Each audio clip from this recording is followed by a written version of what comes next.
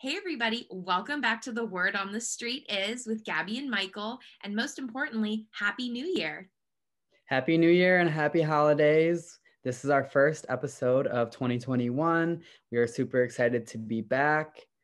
Before we get started, we want to do like a quick recap of Bravo 2020. So we're each going to give our top 5 Bravo moments of 2020 and just celebrate a great Bravo year despite COVID. I think we still had a really great year of shows. So I think so too. And Michael and I are both tied with Salt Lake City probably being our favorite moment of 2020. yeah. Premiere was fantastic. The whole season is phenomenal. And that definitely was one of the only good parts of 2020 was getting Salt Lake City. Yeah, much deserved. I mean, we had gone almost 5 years, I think, without a new franchise. So it was super refreshing and just really exciting. Yeah, Bravo really stepped up their game. And I hope that once like the pandemic subsides, that we can start getting even more really great Bravo content because I feel like Bravo, they were starting to get better and better with the Real Housewives. And then the pandemic hit. So now all the storylines are COVID related, which like, Yeah, especially with the cities that don't have as much going on right now. It's just all COVID and it's really dumb. Like yeah. Atlanta, I feel like it's okay because the season started when COVID was already around. So I feel like we're not revolving around it, which is nice. But a lot of other ones, I feel like we're struggling right now. Yeah, it's making me think that Bravo like really was getting better and better with its content. And they didn't really get the chance to like fully spread their wings and show us because of the pandemic hitting. Um, Yeah. so I really think once things get better, we're going to get some great content for 2020. Yeah, I agree. I think it'll be a good year either way. Okay, so that's the one that we each had. Now we each have 4 other ones that we're just going to trade off and talk about. So my next one would be Denise. Bravo, bravo, fucking bravo. That whole storyline was a hot mess, but that was really, really funny. And I always catch myself saying bravo, bravo, bravo, bravo, bravo, bravo. Like that's like my new thing. So that's the one thing I'm thankful that Denise gave us this last season. So definitely thought I had to include that. I agree. And I think Denise kind of like, she not only knocked down the fourth wall in doing that, she kind of didn't let it fully become repaired after because we are seeing the fourth wall be broken more and more and more. So, Yeah. as happy as I am that Denise is gone, I feel like she did kind of leave us with something good, with like where we don't have that line in between the housewives not being able to talk about the fact that they're on a show. Yeah, and they even talked about where that Bravo Bravo originated from, and the girls would do that when they needed like a makeup break or a little break, but they would obviously never air that. So she even gave us like a backstory of like why that's even a thing. Yeah. It actually was very interesting as a Bravo fan to learn about Yeah. and to like learn more about this like fourth wall Mhm. that is a thing in reality television. But in Denise's case, she was just using it because she didn't want to talk about something. So Yeah, he ended up like giving us something that she didn't even mean to, but whatever. exactly, yeah. Oh, But I'm thankful for that. yeah. So one of my favorite moments of 2020 and the Real Housewives world was the Beverly Hills trip to Italy. I absolutely loved that trip. That was actually one of my favorite cast trips. I thought it not only was amazing drama wise, I'm just obsessed with Italy. I loved all of the scenery. That whole trip was really phenomenal, and all the shopping they did was another like major plus. Um, so that was one of my favorite moments of 2020. I love that trip too, because normally when they go on trips, it's somewhere I've never been, and I've actually been to Rome. It's been, I don't know, 8 or 9 years now, but it's cool to like see them go somewhere. I'm like, oh, I've been there. Like that's always kind of fun for me, and it doesn't happen often. So Yeah, same. They usually go to destinations that I've never been to, like Dubai, Hong Kong. I feel like Beverly Hills, they just go the most lavish trips out of all the franchises. oh, for sure. When they went to Dubai and they went to Hong Kong and Berlin, like they've gone on some really, really nice trips. I always find myself like adding those destinations to like places I want to go now. Yeah, and it's a really great way to like plan for a trip because you can like look at all these different locales and restaurants that they're going to, and even if you don't want to go to those exact places, you can still like map out the area and just learn about where they are. And for me, as someone who has like a constant travel bug, that's one of my favorite parts of the Housewives is the Yeah, travel aspect. I love that as well. So thank you to Bravo for that. My next would be getting Leah on New York. I'm actually wearing my Married to the Mob sweatshirt right now. I got this for Christmas, Looks but good. just felt like Leah was so refreshing for New York, and they desperately needed younger energy. And I just think Leah was exactly what we needed. My favorite moment of her was definitely when she threw the tiki torches. I'll never forget that. Her talking about her wings, her wing tattoo, when she threw ravioli on Ramona, like just so many good moments in one season. I just absolutely love her. I've never laughed so hard at somebody having pasta thrown at them. Like I would never condone throwing food unless it was at Ramona. Yeah, exactly. Ramona's the one exception for that. So my one of my favorite Bravo parts of 2021 was actually Dorit and her wardrobe this season. Season 10, I felt like she gave us so many phenomenal looks. She gave us so many good looks. Her hairstyles, she just looked so flawless, and that was one of my favorite housewives closets to like continue seeing more of, was for sure Dorit. Yeah, I loved it as well. And I love seeing like Dorit and Erica kind of compete in that way because they're like our two glam girls. And their styles are very different though. I feel like Erica's is very over the top and just like big and like very showy, whereas Dorit is very like very elegant and very just I just feel like Dorit has really good just like sense of style or her Yeah. Dorit glam. loves like, the giant labels. Yes, yes. Erica doesn't do. Erica's like the latex and the big hats and the big hair and like crazy makeup. So they're completely very opposites, which I love, but I really love seeing both of their styles. And I feel like that's even if you don't like the drama on Beverly Hills, like you can always look forward to the glam on Beverly Hills. So my next moment would be on this season of Potomac getting the Candace and Monique drama. Just that fight, I think, was maybe my favorite fight this year, or one of my favorite fights. Again, we don't condone violence, but it was very, very entertaining. And on top of that, I loved the Monique binder moment at the reunion. Just like the fact that she just comes with this binder, she's got a label for every single person at the reunion, like she's coming with the receipts, like do not come for her because she's gonna flip to your tab and she's gonna expose something about you. I just love that. She's gonna flip to your tab. That's so good. I love that. She's like Mitt Romney. I've got binders full of women, but she's got binders full of receipts. Yeah, really. One of my favorite debate lines ever from when he was running for president. Mm-hmm. Um, We didn't really get a whole lot of the binder. I mean, we got the Giselle portion, which was great. I wanted to see more. Obviously, Bravo cut some of that out, but I think it would be great if they made it a PDF and you had to pay like $5 or $10 because I would pay money to see what all was in that binder.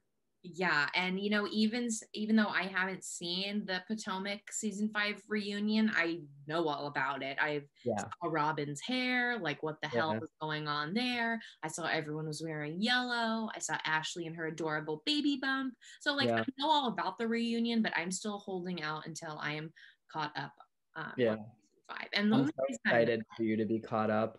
the only reason I'm not, only as Michael knows, is to watch with Yeah. a friend who we started watching Potomac together, like from our homes, virtually watching it together since March. And so coordinating it with another person is why I'm not as caught up as I am with every other Bravo show. Yeah. Well, we'll definitely be talking about season 6 because Gaddy will definitely be caught up by then. Yes. And just know I'm obsessed with Potomac. I just have a pact with a really good friend of mine to watch it with. Yeah. the last moment of 2020 that we both are just so moved by and we couldn't love more is Porsha's new road on social justice. She's on this new path to make not only herself better, but she wants to help make the lives of other Black people better. And she is doing this for her daughter and for her people. And I am so, so proud of her. And this journey is just so incredible to witness. Yeah, I've said it on the podcast before, but this is definitely my favorite storyline that we've ever had on Housewives. It's the most impactful, it's the most important. And I just love to see it, love to see her glow up. Just everything about it is amazing. Agreed. I can't get enough of it. Yeah, Kenya can now. Kenya, that girl needs to pick her battles with when she's picking on people. You do not pick on people who are trying to stand up and do the right thing and actually putting themselves in harm's way. Like exactly. She can hate on Porsha all day long for 265 days a year for Underground Railroad. I mean, she can hate on Porsha for all of that. That's justifiable. But when Portia's actively making herself better and the world better, I can't back Kenya up on that. No, definitely not. Her making fun of Porsha for that, I can't back her up on. Yeah. And we'll get more into that when we do Atlanta. But do we want to get into some Bravo news now? Yes, definitely. Well, the word on the street is, Gabby, you want to start it off? Word on the street is that Vicki Gunvalson and Steve Lodge, her fiance, have broken up, which we don't really care about, but we do like to make sure we cover like the whole realm of Bravo news, which does involve Vicki. Yeah, I really don't care. I've seen on social media of them unfollowing each other. I kind of figured, but I don't follow either of them. Follow each other. They're like in their 60s. Like, oh my God. I know, right? Well, I don't know if she's, when she was still on the show, she was in her late 50s. I don't know if she's 60 yet, but I think he for sure is. Yeah, I guess her love tank is not being filled. Sorry, Vicki. Sorry, Vicki, but I'm not that sorry. Yeah. Maybe she can get back with Brooks. I mean, they're probably perfect for each other, so. Yeah, they're both scum, so match made. Yeah. And we also saw that Vicki commented on a picture of Bronwyn with her girlfriend saying, go back to be with your kids. Yeah, she commented on the photo of Bronwyn walking on the beach with her girlfriend, and she said, go home to be with your 7 kids. Yeah, which I personally do not think she would have said that if Bronwyn was with a man.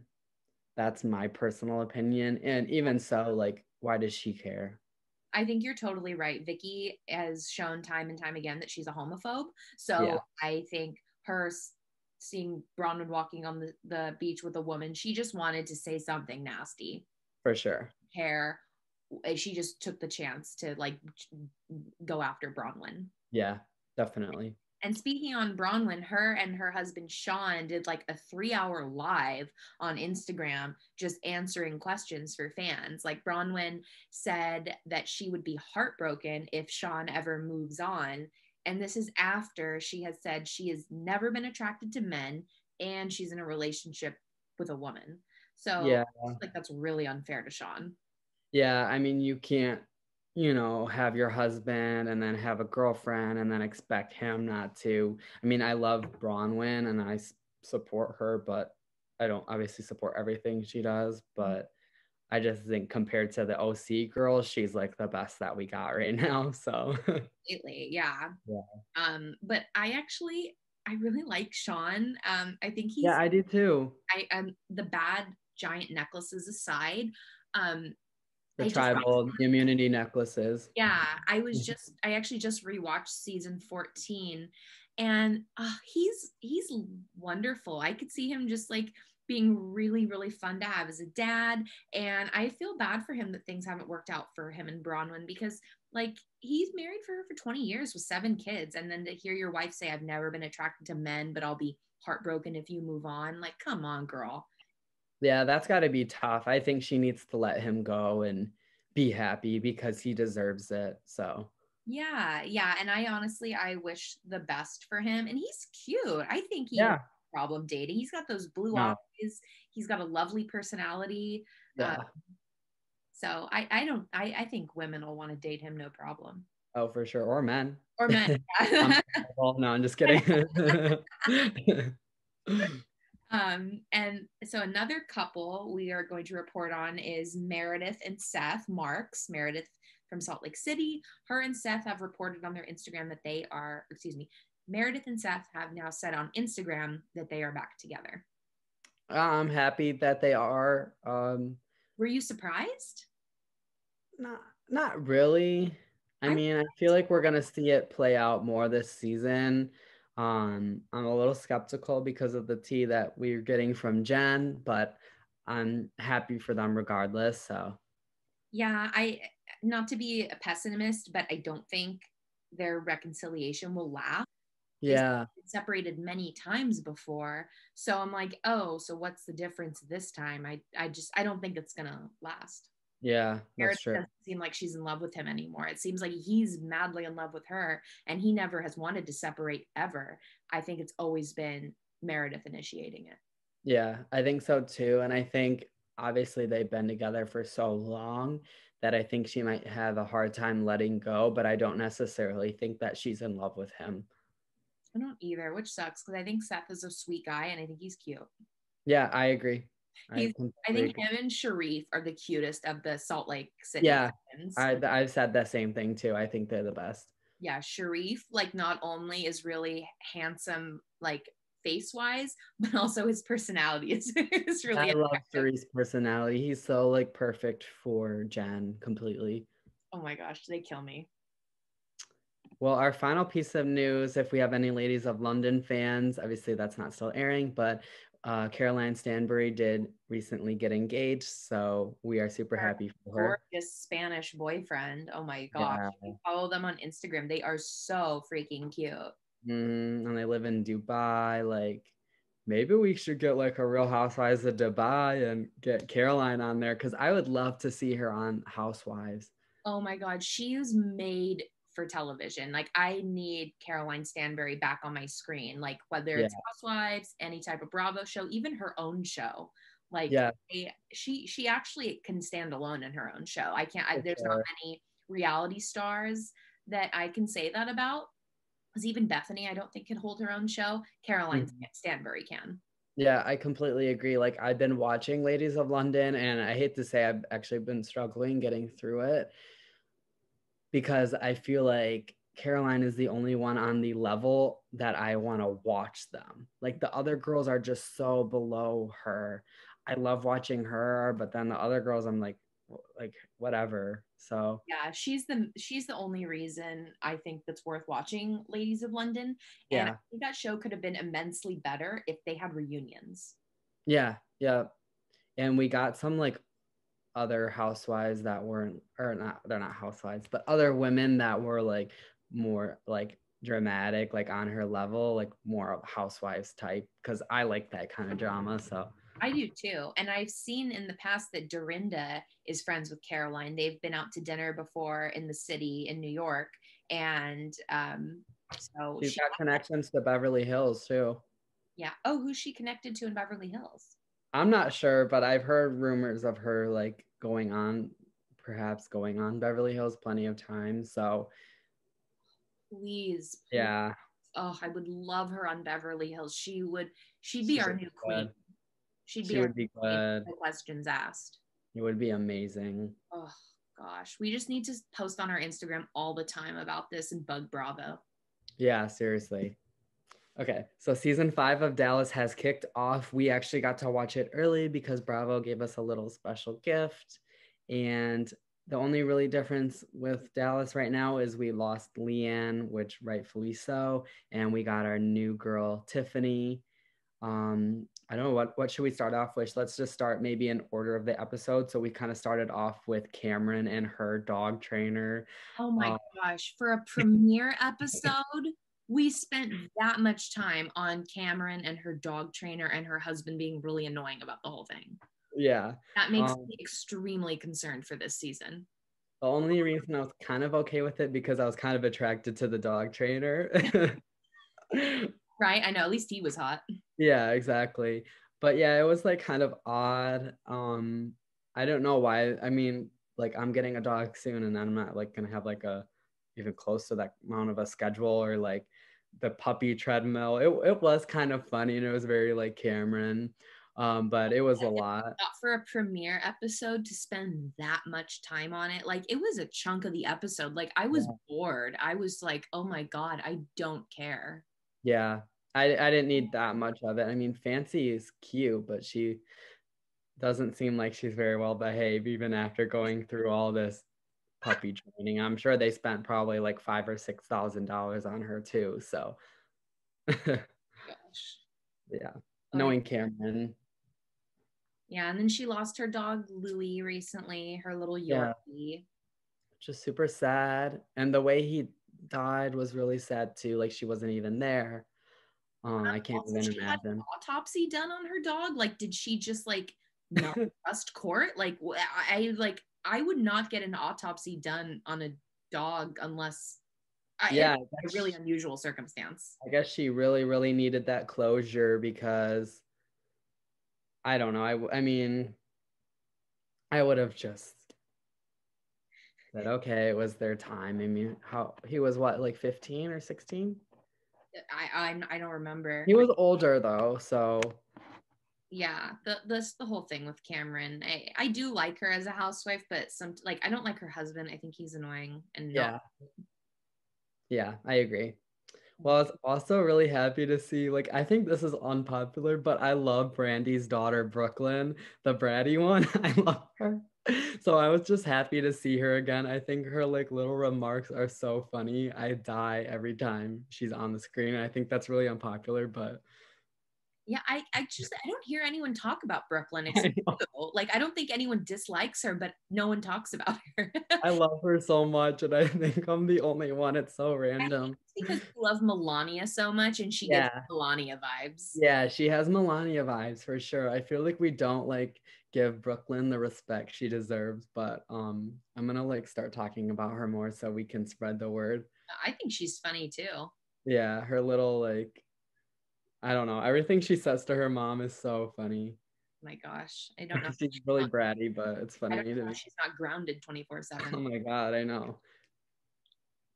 So Tiffany made her appearance on season 5 premiere, and I'm obsessed with her. Michael, what are your thoughts on Tiffany? I love her. She actually follows me on TikTok, not to like flex or anything, but so I've like seen her obviously on TikTok a lot, and I love her. I love her videos. I think she's gorgeous. She's got great style. She's very, very smart, very, very accomplished. And obviously from a very young age, she graduated from med school at 23, which is crazy young. Graduated from Cornell at age 19 before that. Yeah. She's very, very intelligent. That's insane. She's obviously very intelligent with her remarks about COVID, which was really nice to see on a Bravo show because we've lately been seeing the OC ladies and Southern Charm talk about COVID. So this was very refreshing for both of us, I think. Yeah. She was like, I know what I'm talking about. I went to medical school. Like, I work in a hospital. Like, knows what she's talking about. Exactly. So it's really nice to see because not everyone is as educated as her on these shows. So and I thought her daughters were so cute. Her twin girls are amazingly adorable. They're so cute. I love them. And the house is like what we live for with the housewives. Like, they kept doing these great like sweeping shots on the house, and I was just like so here for that. Yeah, I think she's going to be a really great addition. I mean, Leanne did bring a lot of drama, but I think that they replaced her with a really great newbie. So let's hope. I think Tiffany can hold her own, and she'll be around for a couple of seasons. At least if Dallas survives, I don't even know. Yeah. But I wanted to spill like a little bit of tea because we heard Tiffany talking about how she can't swim, and they were going to Stephanie's pool party. And this is actually going to be a theme this season. I was on Tiffany's TikTok live, and she talked a little bit about like some of the drama. Basically, what we have to look forward to is obviously Tiffany has talked about how she can't swim. Well, Carrie ends up pushing Tiffany in the pool at some point. obviously you don't push someone in the pool that doesn't know how to swim. And so there's going to be a lot of drama between Carrie and Tiffany. So I'm excited for that. Yeah, I think Tiffany can put Carrie in her place. So I wouldn't mind seeing that at all. Yeah. And hopefully put her in her place and not in a racist way. So yeah. I don't think Tiffany would ever stoop that low. no, never. Yeah. I mean, I'm just like comparing it to like Leanne versus Carrie last season. Oh, totally. I just think like Tiffany just exudes class. Yeah. And Carrie is so obnoxious. Yeah, Carrie does not. She is a very obnoxious. It's just annoying. So we also had Cameron's garage sale, which I really didn't understand the point of it. Like she kept mentioning how they were selling their house, blah, blah, blah. But I'm like, well, what was the point of the garage sale? Just to get rid of things, I guess? I don't know. Yeah, I thought every bit of Cameron's storyline this episode was boring as hell. So yeah. Is that the most exciting thing going on for Cameron during the premiere? Is a dog trainer and a garage sale? I mean, even during a pandemic, that is so uninteresting. Yeah, and I think her whole storyline this season is going to be about her selling her house. So that's not exciting for me. I'm sorry. I'd rather see the dog. Yeah, I guess if those are our options. Right. But if this is how her storyline will continue to be, I don't see her lasting on Dallas. Yeah, although she's now a fan favorite. She kind of did a Dorit where she was hated at first and now she's a favorite. So I don't know. We'll see. That is true. I'd like to see a friendship between Cam and Tiffany. I think they would be really funny together. I think they would be great too. Yeah. So moving on to another part of the premiere episode that was a really big part of it was Brandy Redmond's racist video where she was pretending to be an Asian woman, speaking with an accent, and it was just very disrespectful. She was doing like the slanty eyes, children do in school to make fun of Asian children. So it was just so inappropriate, and I don't have any respect for Brandy. Yeah, I don't either. I definitely think it's going to be a big thing this season. Now, I definitely don't think, she should feel like she needs to commit suicide. That did make me sad, or, get death threats or things like that. I mean, that does make me sad. Obviously, that video was very, very poor taste. What I obviously don't support her. I don't have respect for her, but I definitely think that she has shown a lot of remorse for the video. And yeah, so that's like the only redeemable part of Brandy. So I guess that was a little harsh for me to say I have zero respect for her. I don't have a whole lot, but I did feel that she was remorseful. But I also feel like at the same time, with Tiffany saying it's like the kid on the playground getting hit, and then the kid who hits them starts crying. Yeah, true. I mean, you're not the victim in it. Obviously, I don't want her to feel like, she needs to like take her life. That's obviously awful. And, I want her to just learn. And, it does seem like she does have a lot of remorse and she does really, really feel bad. And I just hope she learns from it. I think Tiffany is a great addition because she's a minority, specifically Asian, which the video was, racist towards the Asian community. So I don't know if that was just a coincidence or what, bringing Tiffany on after that video surfaced. But I think it's great that we have Tiffany on there because I think Tiffany can act, because Brandy can learn a lot from Tiffany. And obviously the episode ended on kind of a cliffhanger with, Tiffany saying, this is what kids did to me, with the slanty eye motion. And so I think that Tiffany can give Brandy a lot of perspective. So I think that's really great to see. But and again, like what the producers were asking Carrie, what's the difference between Brandy and Leanne? Well, Leanne really felt justified in what she was saying, and she was really giving a lot of excuses, where Brandy is really owning up to it. Does have remorse, and I feel like she is trying to grow and learn from it, where Leanne really didn't.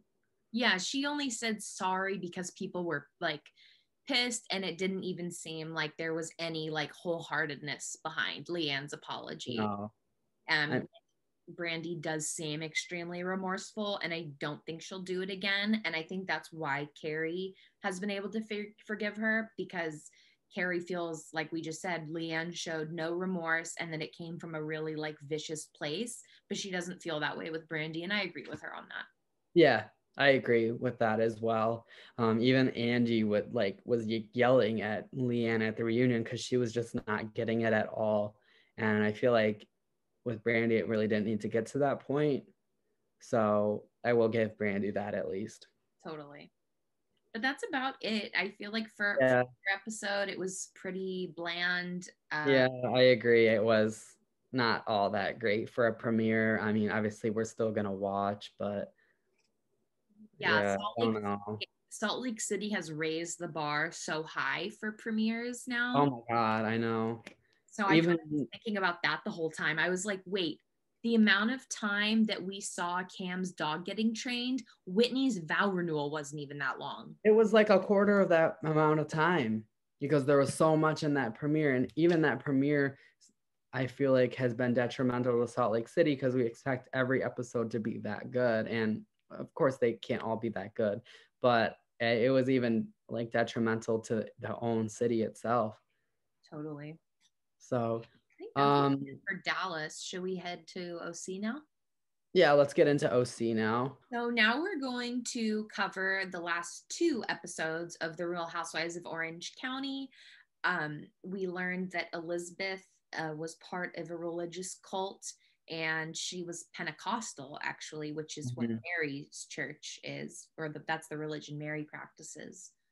Which is interesting, and I don't want to say like an entire religion is a cult, but the fact that there's rumors that Mary's church is a cult and that it's Pentecostal, and then Elizabeth was in a religious cult and now it's Pentecostal, it just makes me wonder. I know. Well, Elizabeth said that she couldn't tell anybody anything, like she grew up in fear. It just, what a horrible environment to grow up in. So I feel Yeah, for sure. I didn't like Elizabeth. I haven't liked her. This was the first time I was like, okay, I can kind of understand you and I can kind of get who you are. I love that we finally got this deeper dive into her because basically we really haven't gotten much from her besides that. This was the first, two episodes where I actually like had some sympathy for her and actually like enjoyed watching her. Mm-hmm. Yeah, this was the first bit of like genuineness we've gotten from Elizabeth. Yeah. Everything just seems like it's all for show, just cracking jokes, not taking anything seriously. Yeah. So I thought Elizabeth finally opening up and being serious and telling Bronwyn about all this was a nice change of pace for Elizabeth, and I feel terribly sorry for her. She went through a lot. I mean, she was molested, she was emotionally and physically abused. She said there was times she didn't even think she was going to live because she was beaten so badly. She couldn't, she had to keep secrets at, such a young age. And then after, she told her neighbor and they got, the whole church got shut down, her family made her feel guilty, like it was her fault that that church was shut down, and that is not that girl's fault, and her family should not have put her in that situation to begin with. So now she has this burden on her, like, she messed this up for her family, and that's awful. And then her dad died and she never got closure with him, so I just think she has a lot of issues, really. Oh my gosh, like I think we've only like scraped the surface of what Yeah. what has happened to Elizabeth. So as frustrating as she is, I am inclined to cut her a little bit more slack when she's Yeah. being frustrating, or like we just can't understand her. Like, okay, there's a solid reason there. And I don't think she's making it up, because she started hyperventilating. Like, No, there's no way that's made up. yeah, I really don't think she's making it up either. No, I definitely don't think so. And she even talked about that's the way I am. I don't really let people in. I have these big parties, but nobody really knows me. And, she even talked about how she laughed things off. She laughs at her own jokes, which we have made fun of her before, but now we can understand, why she does that. So I do have a lot more respect for her after these last 2 episodes. Well, as somebody who laughs at their own jokes pretty constantly, when the ladies were like, it's so annoying when she does that, I was like, oh, I wonder if people think I'm annoying when I laugh at my own. Then I realized I don't care. If I laugh like if other people are laughing. I think the weird thing is it's like she's the only one that's laughing. Yeah. Well, my fiance will look at me and be like, why do you laugh at your own jokes? I'm like, because they're funny. I wouldn't tell them if they weren't funny. True. Yeah, true. So that's always how I back it up when people are like, why are you laughing at your own Yeah. jokes? Yeah. So we also, well, one thing that I thought was interesting this episode is we're seeing Bronwyn with her friend Shani, Shari? Shari, and she keeps calling her wife, which is interesting because, recently she came out. So I'm wondering if this is like her beginning to try to start coming out or what. I'm not really sure though. Yeah. Yeah. I think so. I think so too. And Bronwyn, when she was comforting Elizabeth and like she then was like very remorseful about the fact that she was like digging up stuff on Elizabeth, and she was like, yeah, I was really wrong for that and I won't be doing that again. And we very rarely hear housewives say like, yeah, I fucked up, I was wrong, I shouldn't have done that, I'm going to be better. Like I don't hear that very often from housewives. Yeah, that's completely true. I'm glad that she owned up to that. Obviously, I love Bronwyn, but that was like one thing I didn't really respect. I just didn't really get why she needed to dig that up, even if Elizabeth lied to her. Like they're not friends, they're not close. She really didn't need to go dig up all that dirt on her. Like there was really no need for her to do that. But I also really liked how she was comforting Elizabeth, like put your head between your legs and name 5 things you can see. Like I think she did a really good job. And so even if she's like kind of messy sometimes, I do think she has a really good heart. Yeah, I agree. Bronwyn can be totally messy, but and I think she's a very flawed person, but there's definitely a heart of gold underneath. Yeah, definitely. And See that with the way she is with her son Jacob and all her other children, but him especially. I just love how she said no matter what Jacob decides, what he does know is that he is loved. And yeah. I loved hearing her say that so much. Actually gave me chills. It gives me chills saying it now, just to hear a mother talk about how much she loves her son no matter what. I just love Yeah, about her. I agree. Well, we saw Shannon test positive for COVID. Yeah, Shannon Um, tested positive, and as we know, her girls are positive, and yeah. Shannon's having a really, really hard time with this, understandably. Yeah, I mean, she's got a lot of anxiety because, again, there's a lot of unknown, and obviously she has prior a lung condition, so it's really scary for her. So I understand it. I understand why she's mad at her girls. The one thing she's like, "Oh, I was supposed to go on a trip." I'm like, "Well, like boo-hoo about the trip, but like I understand the other things that she's frustrated about." Yeah, well, speaking of that trip, when the ladies were like fishing, oh my gosh, that was boring. It was so Uh, cringeworthy. the whole thing. I mean, it's just, I think that's the cast trip of the season too, which is very unfortunate. Like Um, talking about a Beverly Hills cast trip to Rome, and now we are like at a really, really boring trip to Lake Arrowhead with 4 cast members, yeah, and all they're doing is fishing and being really annoying about their COVID commentary. granted it's COVID, but I don't think we'll get that kind of a trip in Atlanta, Potomac, Beverly Hills, like any of the other cities, maybe Dallas, but No, I think this season of OC is just god awful. well, that's 12 episodes. I can't imagine we have maybe 3 more and then a reunion. I cannot imagine any more than that. We saw everyone's reunion looks. Oh, those were unfortunate as well. When Gina looks the best, there's an issue. Gina was like channeling her inner Erica Jane. Yeah. Like she looked damn good. Like her makeup was on point. Her hair looked great. Yeah. Flawless. Emily also looked really, really good. Yeah, she did. I'll give like Bronwyn an A for effort, but I didn't. And Shannon looked like Jennifer Coolidge, so. She did.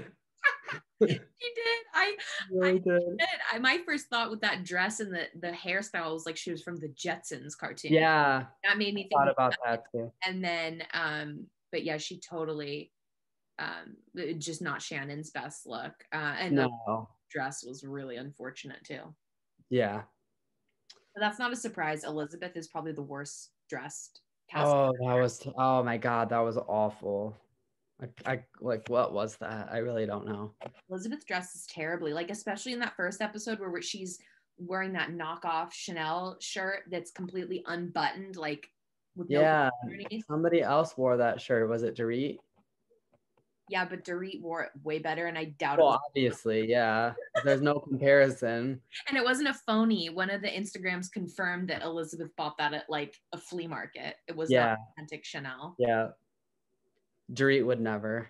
No, you would never like diss those fashion brands. Like, yeah. Well, I think we need to just be done with OC. Hopefully only a couple more episodes. I know that I remember Vicky and Tamara saying there's only supposed to be like 15 or 16. So let's hope there's no more than that, because I really can't.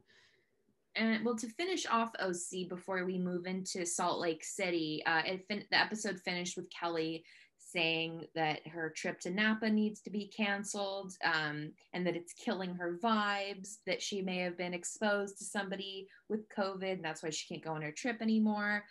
Like, she's just so selfish. Oh yeah. And just so tone deaf. Like, she's like, I just can't wait to go to Napa. It's like, girl, what universe are you living in? Yeah, I completely agree. Gina was like, you should definitely not go to Napa. Like, yeah, I know. When the voice of reason, things are getting fucking scary. Literally, Gina's been the voice of reason all season, and it's really bizarre, but I'm actually enjoying her, still enjoying her. So I don't know. I don't dislike Gina anymore. Yeah. I don't know if it's just her castmates are so bad, but she's not, I can handle her. Yeah, the only thing I'll give Kelly is that I think she's raised a really great girl in Jolie. I actually really like Jolie. I think she's very mature, and she seems like a really sweet girl. Yeah, I think so too. But I think we should travel over to Utah now. I think we should too. All right. Well, episode 7 started out with the continuation of Brooke's fashion show. And I have to say, I completely agree with Jen's comment. I mean, I don't really think it's a fashion line when everyone's wearing the same tracksuit. I mean, that's great and all, but it's not really, I wouldn't really call it a line. Yeah, I wouldn't either. Like, even Gretchen's handbags were more of a line because she had a bunch of different ones. Yeah, exactly. Brooks with his super overpriced tracksuits. Michael looked up the pricing, $124 for a set, $74 for an individual. Yeah, because the last episode I said $74. I wasn't sure if that was for the set or for an individual. Well, that's just for an individual, and then $124 for the whole thing, which, I mean, I like buying Housewives related products, but that's one I'm not gonna dabble in. Yeah, if I'm gonna splurge that kind of money on a Housewives product, it's not going to be like some really boring tracksuits made by a Housewives kid. Yeah, I spent $60 on La Dame for my grandma, and that was worth it for me. So it even came with like a little like teeny one for travel. Yeah, it came with a little travel like rectangular one. So I felt like that was. And your grandma loved it, right? Yeah, she loves it. And my dad, I asked my dad, I'm like, so have you seen her? Like, does she wear it? She's like, yeah. He's like, yeah, it's a very much an older lady scent. Well, Karen has also expanded her empire out of just perfume. She now has a wig line. And those wigs, it was reported on Instagram, it was $549. Oh no, I went on because I was like, oh, maybe I could buy one because I like, I like recreating scenes and wearing wigs. So I had already done all that digging. And yeah, they're all like at least 500, but then that's like the cheapest is 500. But then if you like add like different colors or like different lengths or something, like it's like $100 for certain add-ons. So it's probably like up to $1,000 for like a wig. Like they're very expensive. Wow. Oh yeah, I won't be buying one of those. Sorry. I was like, well, maybe I could buy one for one of my videos, but yeah, no, I'm not gonna spend that much. No. Well, Seth, we also saw that Seth was not at the fashion show, which I mean, I get it's like a big event for Brooks. As someone who like grew up with divorced parents, I'm used to like one parent not being there. So for me, it was like, okay, that's not a big deal. But I guess for him, I can understand why it was. But I understand why he wasn't there at the same time with their separation too. So Yeah. And then Jen has still been talking about Meredith's relationship, and she's saying, well, if you're not like getting it at home, you are going to get it from somewhere else, to Whitney. And yeah. we just kind of like, well, what are you implying? And then we see Seth and Meredith together at the snowmobiling trip, all lovey-dovey. So I really think Meredith has some skeletons in the closet. Oh, for sure. And I think that I understand why Jen is frustrated because Jen is putting it all out there. Obviously, we just saw her be very open about being on medication for mental health or for anxiety, depression. And I just think Jen is very open. She's very honest. She wants to put it all out there. And I think she's frustrated that Meredith isn't doing the same. So, although I feel like it's really not Jen's place to out this, I understand her frustration with Meredith. Yeah, I do too. Um, but yeah, I just think it's Meredith's thing to share, although, I'd like for her to share it. I just don't think it's Jen's place to really do that. I definitely think, we've been building up on this Meredith, Seth, Jen stuff, so I hope it kind of comes to a head soon, but we'll see. Yeah. And then Heather, we saw her talking with her daughters about the Mormon church, and we know Heather's not a part of it anymore. She felt like it was very like controlling of her life. And then once her and her husband split up, like she was ostracized and treated like Mhm. failure, but he was still treated like nothing happened. Like it seems to me, the more I learn, I could be wrong about this is just my interpretation. I feel that the Mormon church seems, from Heather's vantage point, to be a bit misogynistic, or to Very. very misogynistic, because if Not a bit, very. if you're a couple divorcing and you're both belong to the same church and only the woman is treated like she did something wrong, I have a big problem with that. Yeah, and it's like, okay, so it's the woman's fault for the divorce because the woman couldn't keep the man. That's awful, and that is not something you should be preaching within your church. That's terrible. Yeah, she was a stay-at-home mom with three girls, loves photography, would ask her husband if she could even just do a photo shoot for a wedding, not even just for the money, but to fulfill herself. And he wouldn't even let her do that. Like, Yeah, I hate what Heather's been through, because, we both love her, but I really yeah. think she is a genuinely very kind person, and she deserves so much better than that prick of an ex-husband of hers. She truly is. And the fact that she said, it took strong families to really let their kids hang out with her kids after divorce. So now they don't only ostracize the wife, but now they're ostracizing the kids too for divorce. Okay, everyone gets divorced. Like, get over it. I know, and I think about it growing up, my parents would never have like not let me hang out with somebody because they come from a divorced home. Yeah, it's so ridiculous. I just don't get it. I think it's terrible. Yeah, I can't stand it, and I just want the best for Heather, and I Yeah. find some really fabulous guy that's going to appreciate her. Yeah, she deserves it. And I loved how supportive her daughters were. She was very candid. She's like, I'm not really sure where I am with the church. And they were all very accepting and okay with that. And it's great to see that she has the support from her daughters. They all seem like really good girls. They love her. They really seem to love their mom. They do, for sure. I love to see that. That's one of the relationships I like seeing in housewives, or the housewives that actually have really awesome relationships with their kids. Yeah, I agree. So we saw this episode end with Jen and Whitney pole dancing. They were like exercising, but Jen just comes in wearing her Fendi sweatpants. I don't think she was expecting to exercise too much, which was funny. And another funny moment from that was like Whitney saying, "We have sex like 4 to 5 times a week." And Jen goes, "Oh, that's normal." I'm like, I don't know what's normal to you, but that would be like a really, really good week for me. Right? Yeah, I was like 4 to 5 times a week. I know. I'm like remember Drew's husband too? He's like, I feel like at least 3 times a week is like, yeah. It was like, you guys have 3 kids and you're expecting to get laid 3 times a week? Mm-hmm. I'd be happy with 2, honestly. So I know what you mean. But then, which was, I think this was the most interesting because we kind of alluded about how Jan was telling Meredith or telling Whitney, there's more that Meredith's not telling. And she's like, well, you need to ask Meredith. But then in the confessional, she talked about how they were at Meredith's trunk show and this guy was there and he was talking about how he was in love with her and how he was going to make sure that she gets upstairs okay.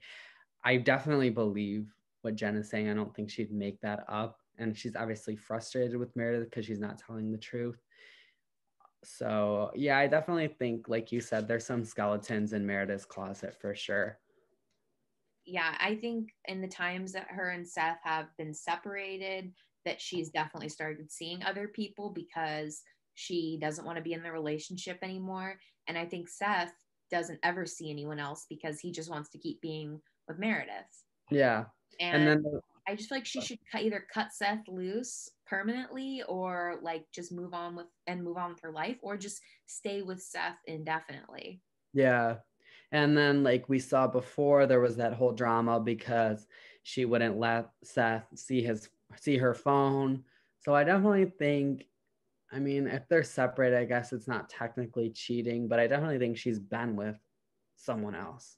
Yeah, I don't think she's cheating, but I think like when Seth asks her, like, are you seeing other people? I think she's very coy about it and doesn't necessarily lie and say no, but she won't give him a direct answer. Yeah.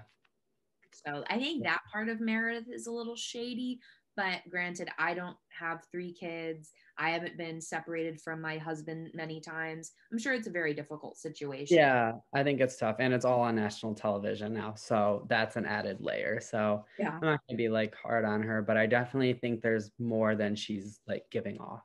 Yeah. So now we'll get into episode 8, which aired last week.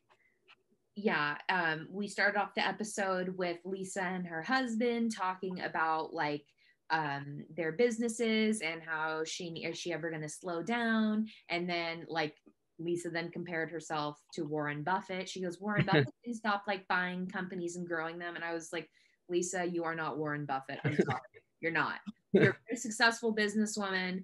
But our friend Jack informed us when he was here on the podcast, he said her marketing website sucks. Yeah. And you can't find Vita Tequila. I can't find Vita Tequila. So yeah. So I'm like, I love how ambitious she is, but maybe you should like make the companies you have better before you start buying other ones. Exactly. I agree. Let's expand Vita a little bit. Maybe on our website. Jack said he couldn't find a Vita Tequila website. Yeah, I found the Vita Tequila website, but what was the thing is, what? What was it he said he couldn't find about Vita Tequila? I'm not sure what he said about Vita. I think he was talking about her marketing. Yeah, that's what I was saying. I thought you said something about the Vita Tequila, though. Oh, I was saying I personally, like when I went to the Vita Tequila website and you click like where to buy, it literally directs you to the Total Wines website.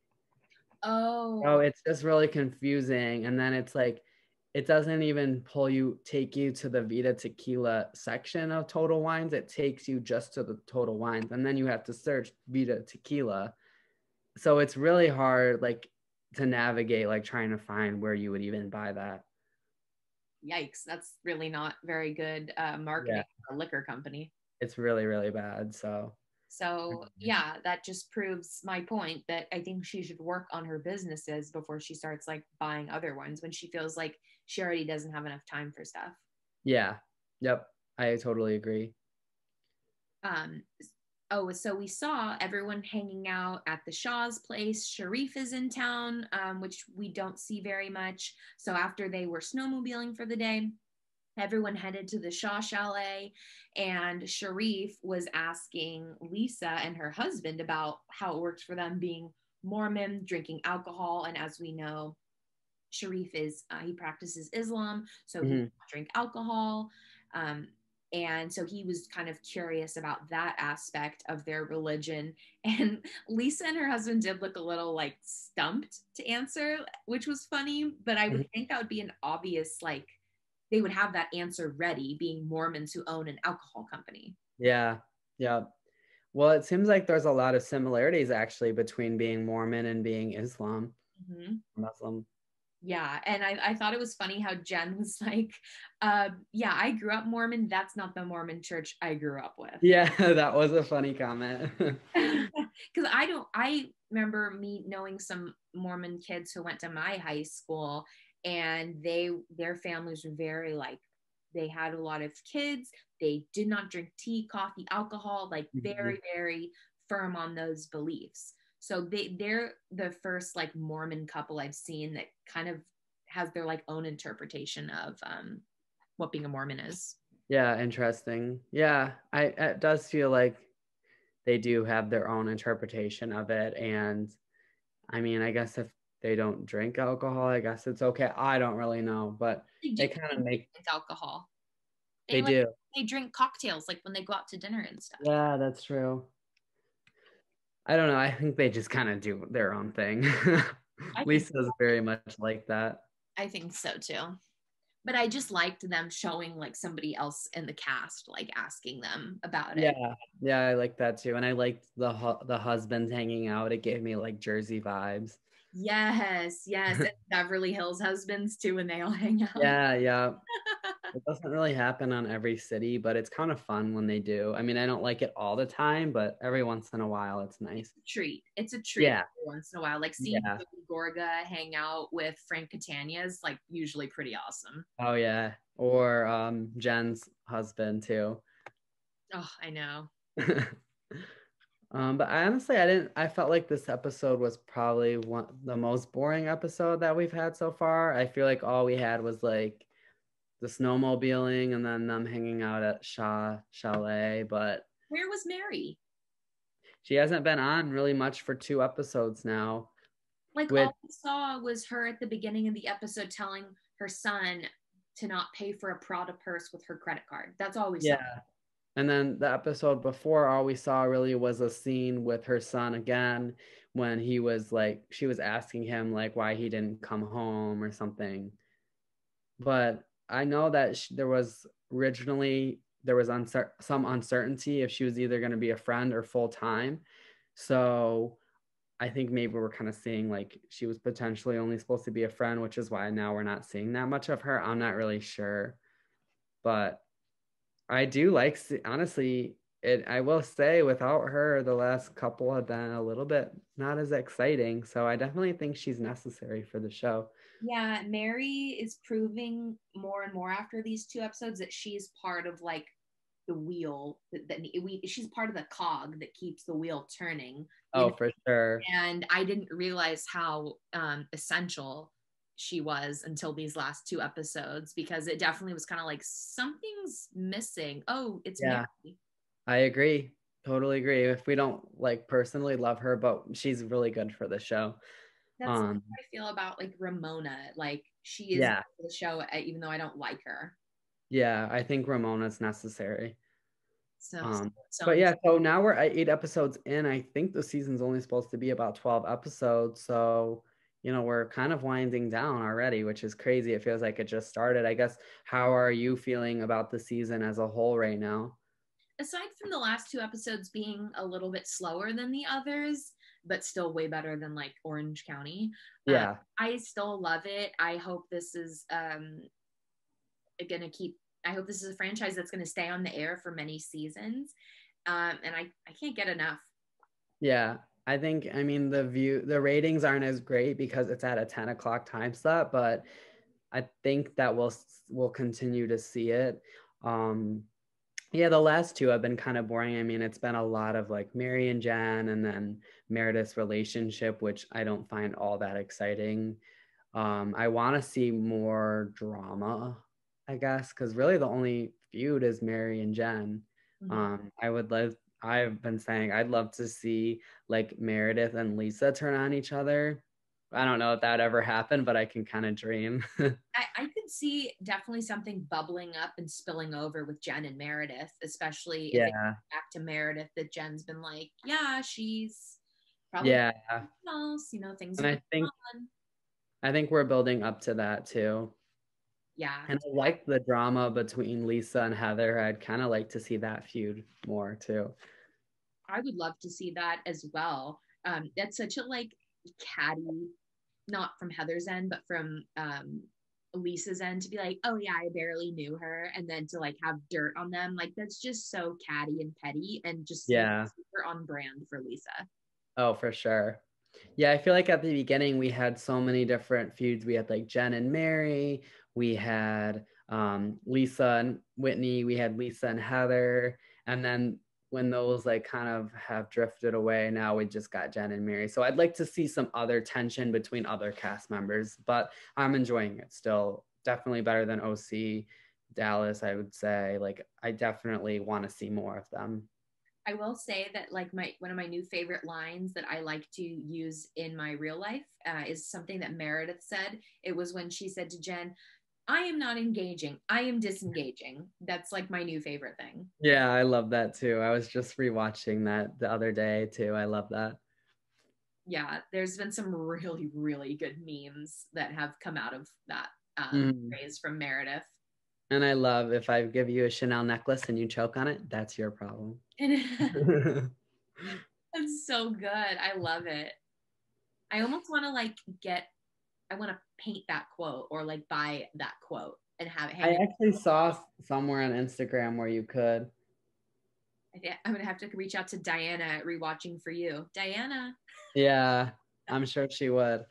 I know I love her so much. Diana is one of our favorite Etsy stores and accounts we follow on Instagram, and someone who we actually are planning on having as a guest. Yes, and she actually I'm getting a dog soon, and she actually made her a custom collar for her. So I'm super excited for that as well. She's great. Oh my gosh, I can't wait to see Tinsley and her I little. know, I can't wait for her to be here. Uh, Well, I think we've gotten through everything except for last night's Atlanta. So should we get into that now? yeah, we started off with more drama surrounding Cynthia's wedding. Kenya, it was kind of like, you seem like you've been all about this date, but now if you can't get married, like it doesn't even seem like you want to get married. Like it seems like you just want this wedding to be on the show. Hmm. Yeah, I really actually did agree with Kenya. I think this whole 10-10-20 thing is so annoying, and I'm really actually already over this storyline, and we're only in episode 4, which is a little bit unfortunate. But I agree because it's all been about 10-10-20, 10-10-20. But then when they say, if COVID, there's a second wave, Mallory was saying, if there's a second wave and you couldn't have it at this venue, then would you still get married on 10-10-20? And she's like, well, we would have to reevaluate. And I understand what Mike wants, which is just to be like, when, we finally got to that with Cynthia where she said, if we have to get married on the street corner, that's fine. Like, I think she just needs to like let him know that because I feel like he's not feeling that. Yeah. And I think he just wants to marry Cynthia. I think he's been married 2 times before, maybe 3, at least 2. Yeah. And she's been married once too. So I feel like she doesn't necessarily need to have this big wedding. I feel like they should just get married and like then celebrate later if need be. I'm Like, I'm going to be devil's advocate for 1 second. I think because Cynthia, like Candy was saying, was so broke during their first wedding, I feel like she didn't get everything she wanted from that wedding. And essentially, that marriage, obviously, we know didn't work out.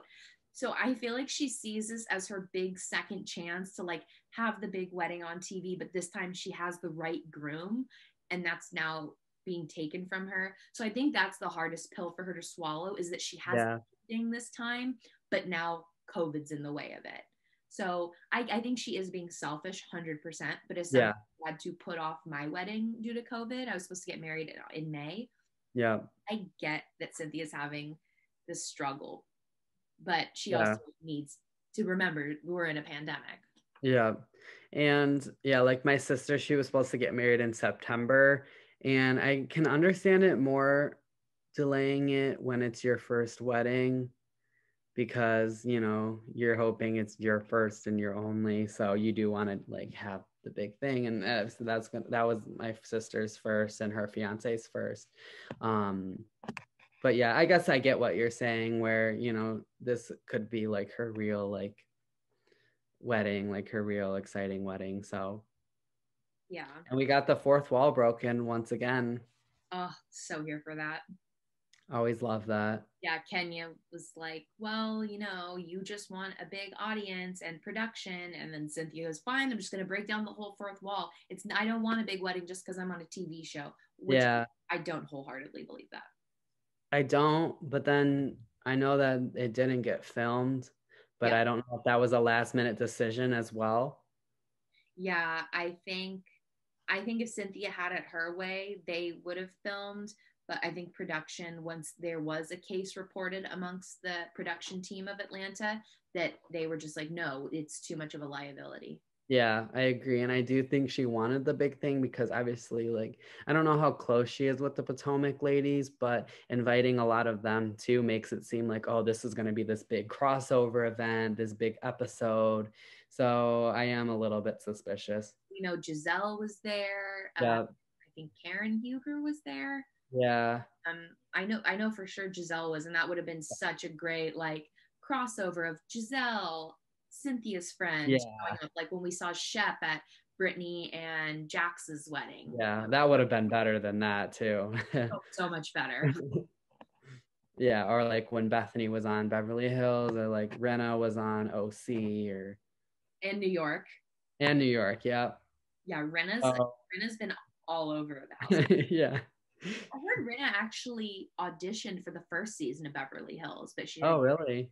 Yeah, I don't know if that's true. That was just something I read, but that seems like something she would be one of those people to try and get onto that. Oh, for sure. She's been on so many reality shows, Celebrity Apprentice, Dancing with the Stars. She's just that kind of girl. So Yeah. I love I her. think after being on OC in New York, that like paved the way for her to be on Beverly Hills. Yeah. Well, and it's funny because she's friends with Heather, and like, I don't know. I feel like Rena's like too outrageous for Heather. I feel like she knows who to reel it back in with, though. I feel like That's true. Heather's rich enough and bougie enough that Lisa will respect her boundaries. Yeah, that's true. Whereas Kelly, like, just can't. Yeah, Kelly has no respect for anybody, but I think Lisa's a little bit more reserved, like the bigger your bank account is. Yeah, true. Okay, well, back to Atlanta. So we mentioned this in the last episode because we had the little preview about, Kenya has now been throwing shade at Porsha, talking about her getting arrested again. And I feel like there was negative connotation with that, with saying again, and then saying how, well, maybe they're just putting themselves in a position to be arrested and how they're putting themselves and others at danger. And I just feel like that was just all And then completely. her biggest reason for saying she's against Porsha doing it is because she saw a photo that Porsha wasn't wearing a mask. And I just was like, that's how you're gonna try and like belittle Porsha in this, is like Mhm. yeah, of course she should have been wearing a mask, but she was at a protest, maybe she took it off for a second. Like, I just think if she's gonna go after Porsha for something, saying she saw in a photo Porsha wasn't wearing a mask, like she's just trying to tear Porsha down over this, and it's not cool. completely, because they do have some tension after last season. And then and even after this sit down with Candy, then we had her talking on the phone with Cynthia saying, oh, well, maybe I should get a event for all the stuff that I do. And then saying that Porsha just does it for a photo op, which is completely false because Porsha has taken such a huge leadership with these protests, and she's gotten up and has spoken, and she's leading groups. Like, she's not just doing it for a photo. Also, Porsha didn't even throw the party. Her sister did. Exactly. Yeah. So she's And like, it's like, well, Kenya, what are you doing that you deserve a party for? yeah. Like, I get you're going through a divorce, but come on.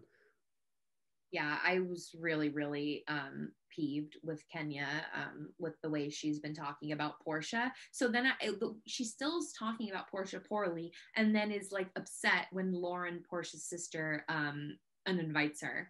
Yeah, exactly. And Go to this party. I thought it was fake and it's just a photo opportunity. exactly. And what I will give Kenya is like, I feel like Lauren should have just not invited her in the first place. Like, she uninvited her after she was like already in glam and stuff. So, I mean, that was kind of like, It that wasn't. was kind of It didn't do crappy. good for Lauren. Like Yeah. inviting somebody, no matter who you're uninviting, always makes you look bad.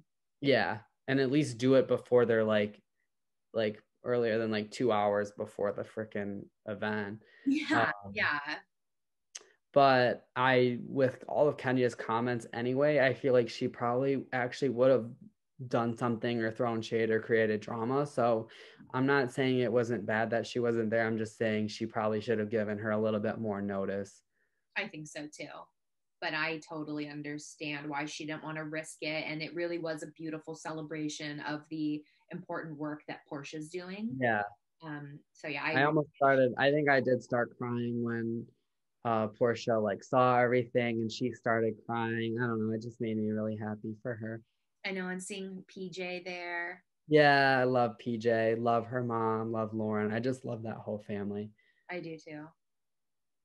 And then So Latoya, Kenya's new BFF, was like throwing some shade at Fallon. she's like, you look like you date older men. I know. I was like, damn, girl. Because she's like, 8 children. But Fallon, her and her husband have 8 children, yeah, the two of them. yeah. And she's like, I forget exactly how it happened, but she's like, my husband's older. And Latoya's like, yeah, I knew it. And she's like, well, how did you know? You don't even know me. She's like, yeah, well, you just look like you date older men. And then Candy was then saying, like, Latoya is basically Kenya on steroids. Yes, Candy coming in with the like witty commentary as always. Yeah. Although Candy's confessional look, I was just like, girl, it is so Oh, yeah. I lit. like that look, though. But it, like, I just feel like she just needs to pull it in just a little bit more. I'm just worried about like a nip slip. Yeah. True. Just But the green, revealing. that like emerald green does look really good on her. Oh yeah. No, I'm talking about the purple dress. Oh, yeah. Okay, yeah. On her. The purple one, it's like this much. Yeah.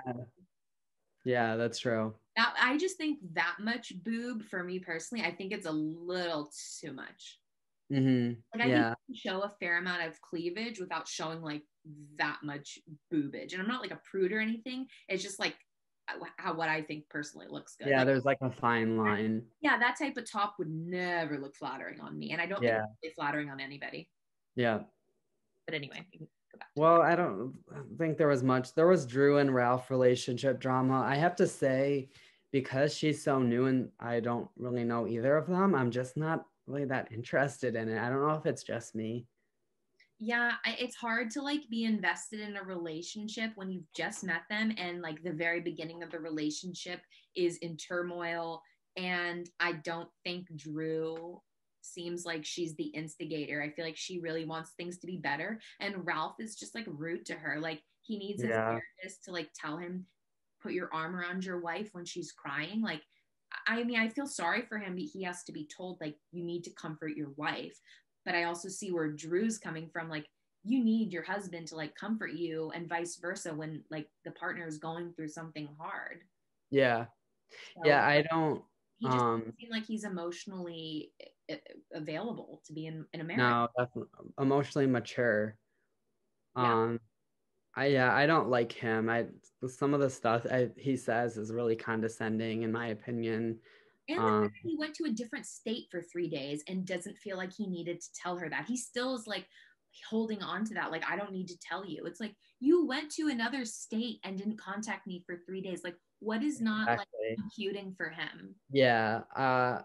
There's just something weird about him. I'm not feeling him, but All I want Drew out of that marriage. I think yeah. he's shady and not nice and toxic for her. Yeah. And I want to see Drew more outside of that just because I feel like really most of what we've seen of her is with the relationship. And I don't know. I just don't really, I guess I don't really care just because it's so new and I don't even know her yet. Yet now I'm like watching her relationship explode and I It's like don't once even know you see a her. couple fighting, it's usually like you're at the point then where you're like, oh, I want to see them get better. I want to root for them. We've never seen them be a good couple. We have nothing to root for. We're just kind of like, Yeah. we don't really want this on our screens. These are strangers to us. Yeah, exactly. It started literally episode 1. So I don't know. I'm not really. Like drinking champagne, screaming at each other. Yeah, That was so sad. Like, I've never had an anniversary like that. I know. Yeah, that it's a mess. Yeah. Um, but yeah, I guess I mean honestly for Atlanta, I feel like the season's a little bit slow. Yeah. I mean, I like Atlanta. Like I still love Atlanta and I love watching them, but definitely for Atlanta, I think it's really slow. I mean, COVID's not like really that big of a storyline, which I'm happy about. But I think the biggest thing is there's only 5 wives. 2 of them are Candy and Cynthia, who unfortunately at this point in their housewives career, they don't really bring a whole lot of drama. So we're basically relying on Porsha and Kenya for drama and, And the the friends. friends. Yeah. And Yeah. Marlo, I think, will deliver like she usually does. I could see Fallon and Latoya giving us some good trouble. Yeah. Latoya. Yeah. I love Latoya and Fallon. I really want to see more of them. And I I think think if Latoya keeps like mouthing off to Fallon and like, oh, I can tell you date older guys, I think there could be like some little feud that starts bubbling up there. Yeah, I think Latoya could definitely be full time next season because she's got a lot of potential, in my opinion. And Fallon, too. I mean, I haven't seen as much of her, but I think she seems kind of fun right now, too. So, The more I learn about Fallon, the more I'm like checking off things that are like housewife material, like yeah, husband, big age gap, a lot of kids, giant house, fun yeah, personality, gorgeous. Like, she just is kind of hitting everything. So I hope Bravo like will cast her as a castmate if she brings it this season. yeah. I mean, we only have 5 housewives right now, so they definitely could. Totally. I mean, Um, Darby wasn't even in the first episode of Potomac. oh, She yeah. came in the second episode. I was like, wait, did they just add another woman? Yeah, because she wasn't even in like the first opening tagline, I don't think. And then all of a sudden they just added her, but it worked out, obviously. Um, but I guess hopefully now next week we're gonna start getting some drama between Portia and Kenya, which Yeah. I think is gonna be our main drama this season, which I'm okay with because I love seeing them feud. But I'm Yeah. like, One of our best housewife feuds. yeah, but I am wanting a little bit more drama at this point. Yeah. I just think we're hungry for it. Yeah, That's yeah, why I think sure. I'm rewatching more of the Housewives and also watching the international Housewives. I just need like my drama fix. So we threw a lot at you. It was our first episode of 2021. We had so much to cover and dish about, which we love doing. And we're going to have even more great Bravo content coming to you this year. Yeah, thanks for tuning in. We wanted this one to just be us two for the first one of the year, but we'll definitely have more content and more guests coming soon. So stay tuned. And be sure to follow us on Instagram at the word on the street is _podcast.